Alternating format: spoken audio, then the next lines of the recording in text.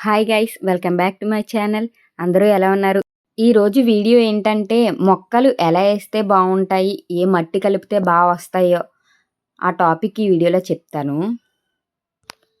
ఈ వీడియోలో 4 బ్లాక్ ట్రబ్స్ ఉంటాయి కదా మీడియం సైజు, ఆ 4 బ్లాక్ ట్రబ్స్కి సరిపడా ఎలా కలుపుకోవాలో నేను ఈ వీడియోలో చెప్తాను.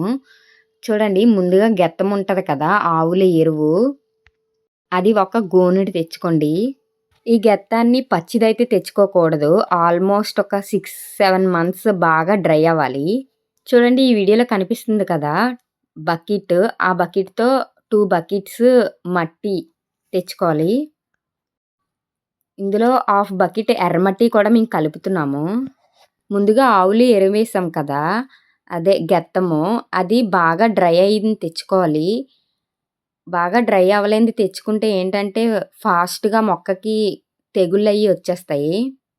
మీకు మొక్కకి బాగా ఫ్లవర్స్ మీరు ఏటి వేసుకుంటే అవి బాగా పుయ్యాలంటే బాగా డ్రై అయ్యింది తెచ్చుకోవాలి. చూడండి, వీడియోలో కనిపిస్తుంది కదా, బాగా డ్రై అవ్వాలి. ఒకసారి అంతా ఎర్రమట్టి, నార్మల్ మట్టి, గెత్తము 3 బాగా మిక్స్ అయ్యేటట్టు కలుపుకోవాలి. నేను వీడియో స్టార్టింగ్‌లో చెప్పాను కదా మీడియం సైజ్ బ్లాక్ ట్రబ్స్ అని, ఇవే. చూడండి, ఆ ట్రబ్స్‌కి ఆల్రెడీ మార్కింగ్ ఇస్తారు హోల్స్ ఎక్కడెక్కడ పెట్టాలా అని. మీ దగ్గర ఏమైనా ఊస కానీ ఏమైనా ఉంటే అది హీట్ చేసుకొని హోల్స్ పెట్టేసుకోండి.